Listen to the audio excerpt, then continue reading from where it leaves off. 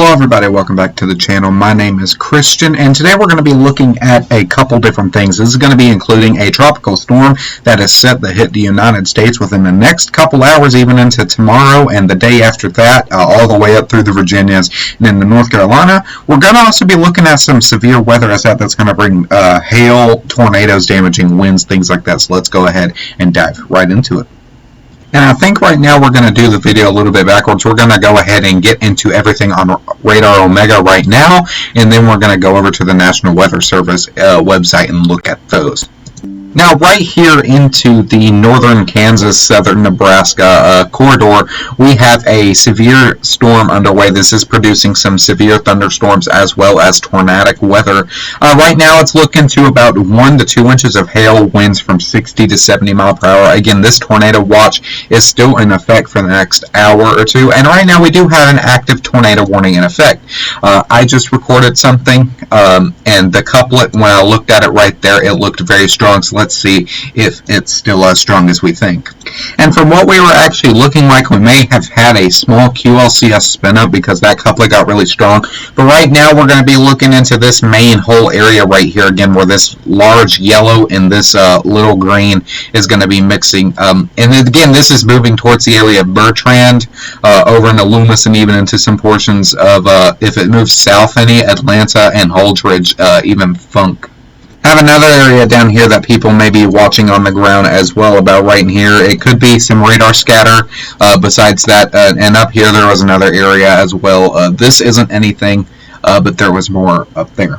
And again, if you look on the correlation coefficient, there's no random colors like in the center where we were looking at that. So again, there's nothing on the ground. We don't have anything to worry about right now.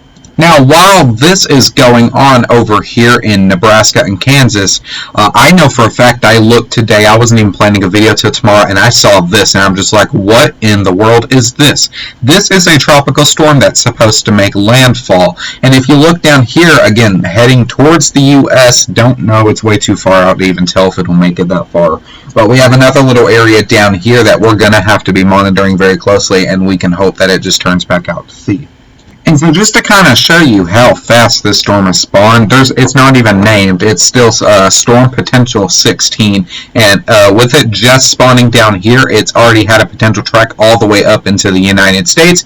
This is going to impact things directly like Virginia Beach, Richmond, Washington, Atlantic City, Philadelphia, even areas of New York and up into Boston and the Providence area in the New England states. Some smaller communities like Greenville. I know Greenville is somewhat populated, as well as Jacksonville and portions of Wilmington. Right now, if we look at the alerts beside the tornado warning and we scroll down, we already have the storm surge warnings, the tropical storm warnings, and the storm surge watches out right now for this as well. This isn't a hurricane yet. I don't think it'll reach hurricane status strength, although we don't know. From when it's going to hit landfall, we could see if it will load for me. There it is. We could see 60 to 70 mile per hour winds, so getting kind of under hurricane status, but we do need to monitor this in case it wants to grow anymore. Again, we've seen a terribly fast hurricane category 5 over in the Atlantic and the Pacific, so we are going to monitor this as it gets on. I will make any more information. Also check the description as well for any more information there as well. We do have another area out here as well. This is Kenneth. This actually got named. It's not forecasted to make it anywhere past this point, maybe up in here a little bit more, but it could always recycle. Highly doubtful. Again, this is supposed to be post-tropical, but we will keep an eye out on this as well. Again, it's turned towards the U.S. a little bit. We always got to keep an eye out for these storms. And here we are today. Sorry I got to this last, but this is what we were looking at earlier. We have a slight risk of severe weather, again, where we saw that in the northern Kansas, southern Nebraska. We have a slight risk through the portions of Texas and Oklahoma, and a marginal risk distribution mainly throughout the Central Plains. That tornado threat is a huge 5%, again, through the Kansas-Nebraska area, as well as a 2% down here in the Texas area. Wind, 15%. Hail is 15% with significance. So I ain't gonna say anything. Again, I'm not degreed in meteorology, but the weather has been calm for so long, I think it's sparking up again. And from what I'm about to show you soon, I think we may have a big, significant weather event on the way.